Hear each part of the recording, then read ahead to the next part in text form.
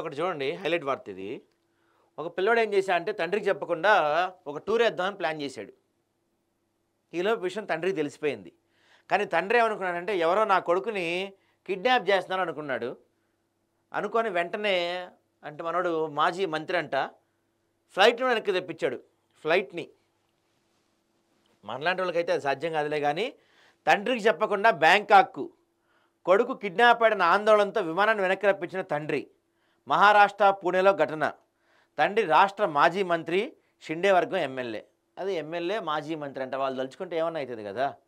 తండ్రికి చెప్పకుండా స్నేహితులతో బ్యాంకాక్ ట్రిప్ వేసిన ఒక మాజీ మంత్రి పుత్రరత్నం పథకం బెడిసికొట్టింది. పూణే నుంచి టేకాఫ్ అయిన చార్టెడ్ విమానం అండమాన్ దాకా వెళ్ళి మళ్ళీ పూణేలో ల్యాండ్ అయింది. సోమవారం అర్ధరాత్రి చోటు చేసుకున్న ఈ హైడ్రామా ఆలస్యంగా వెలుగులోకి వచ్చిందంట. ఎవరు షిండే వర్గం ఎమ్మెల్యే అంటారు, తను వాళ్ళ కొడుకంట.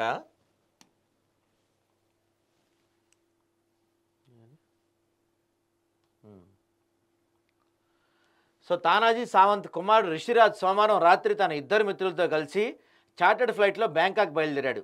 ఆ విమానం అండమాన్ సమీపంలో ఉండగా తానాజీ తన కుమారుడు అపహరణకు గురైనట్టు పోలీసులు ఫిర్యాదు చేశారు. దీంతో పోలీసులను డీజీసీఏ సాయంతో విమానాన్ని వెనక్కి రప్పించారు. ఈ హైడ్రామాను చార్టర్డ్ విమాన సేవలు అందిస్తున్న సంస్థ వివరించింది.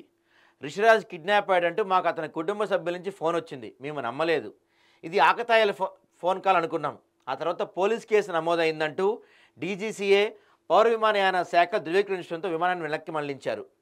మెడికల్ ఎమర్జెన్సీ, సాంకేతిక లోపాలు ఎదురైన సమయంలోనే ఇలా విమానాలు వెనక్కి మళ్లిస్తామని, పోలీస్ కేసు కారణంగా తొలిసారి వెనక్కి రప్పించామని పేర్కొంది.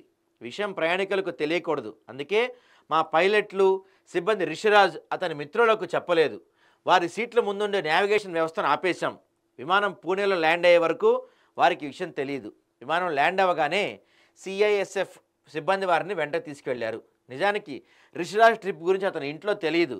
రిషిరాజ్ కిడ్నాప్ జరిగిందంటూ గుర్తులేని వ్యక్తులు ఫోన్ చేయడంతో ఈ హైడ్రామా జరిగింది. మనం ఎవరన్నా మన ఇంట్లో వాళ్ళు తప్పారని ఫోన్ చేస్తే పట్టించుకుంటారండి పోలీసులు? అదే ఒక మంత్రి కొడుకు తప్పాడని ఫోన్ చేస్తే వెంటనే కంప్లైంట్ రిజిస్టర్ అయ్యిద్ది, డీజీసీఐకి ఆదేశాలు వెళ్తాయి. ఏకంగా ఫ్లైట్ని అండమాన్ దాకా వెళ్ళిన ఫ్లైట్ వెనక్కి తిప్పి కూడా తీసుకొస్తారు వీళ్ళు. అధికారం ఉంటే ఏమన్నా చేయొచ్చు సార్.